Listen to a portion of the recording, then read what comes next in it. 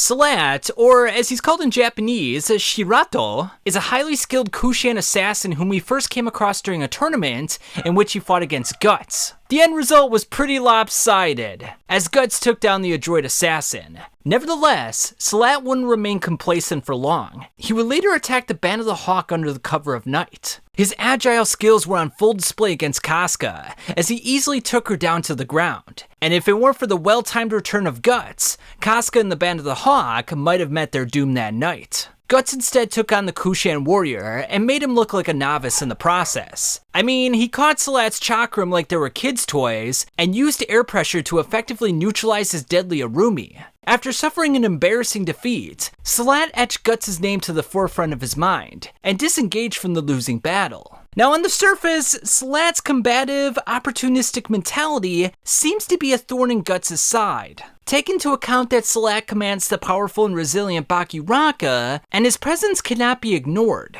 Silat is also a shrewd man who is extremely pragmatic with his assessments. While he served Emperor Ganishka, he understood that the Kushan leader was a dread emperor, which means he's not one to devote himself blindly to someone else's machinations. And this is why he could be a useful ally to Guts' party. Not because he could be trusted, but because he sees Griffith as an enemy. Unlike most, he understands that there's more to Griffith than meets the eye, something more sinister. So while we wouldn't consider him someone that can be trusted wholeheartedly, he is someone that is the enemy of our enemy, thus making him a friend. And with his most recent alliance with Rickert, it shows that he's amicable to a fruitful relationship, as long as it's transient and with purpose. Now, my suspicions is that he's going to go back to his homeland after this alliance has served its purpose. However, what if, and this is a big what if, but what if Silat used this alliance with Rickert and Guts to his own advantage? What if he aided them in defeating Griffith and the Band of the Hawk, only to claim the Broken Kingdom for himself and for the Kushan people? Now, it should be noted that Silat still probably has ill feelings towards Guts. Now, even though Rickert is going to tell Silat that Guts is a useful, reliable partner, Silat still has those ill feelings in the back of his mind. Remember when Guts caught Silat's chakram? He basically compared him to a circus performer. So not only did he defeat him physically, but he basically berated him and defeated him mentally as well. In addition, we have to keep in mind that the Kushan people are not a big fan of the Midland Army or of its people. They've been at war for quite some time now, so we would imagine that the Kushan people would want to retaliate in some regard.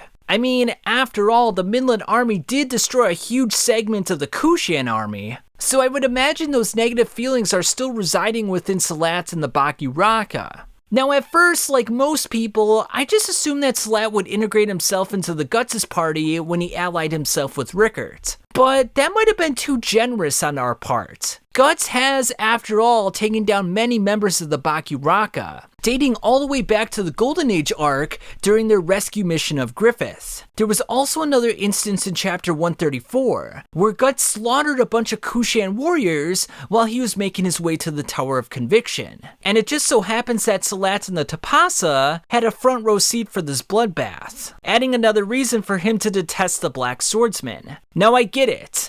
Alliances change over time, and given the dire circumstances, they need to take care of Griffith and his demon horde. Otherwise, they're just going to take over the entire world. Yet at the same time, Silat is the type of person that doesn't easily forget a slight against him. And I believe a day will come where Silat will want to do battle against the Black Swordsman once more. Now, I suspect that if such a battle were to happen, Guts would allow him to live, much like he did when Serpico challenged him at the Vandamayan estate. But if such a battle were to take place, it would be interesting to see how Silat attempts to neutralize Guts' massive advantage in strength and speed. Silat definitely has an advantage in strategy and tactics, but so did Serpico, and we all know how that ended. But here's the difference, and it's a big one. With the downfall of Ganishka, Silat commands a large army, which means he has considerably more leverage than Serpico did. He could take advantage of his large army and Guts' weakened position to basically have him do his bidding.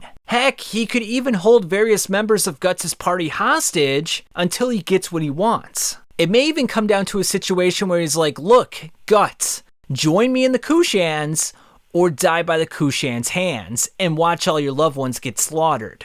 Now, I'm not suggesting that that's exactly how it'll play out, and I'm not suggesting that Silat is evil. He may just use this as a threat. He may have no intention of killing Guts' party, but he just wants to have power over Guts. Again, he's a very opportunistic man, and he's a man that doesn't particularly like Guts that much. So he might try to get one over on him. Like everything, guys, tell me what you think. Like the video if you enjoyed it, and I'll catch you on the flip side.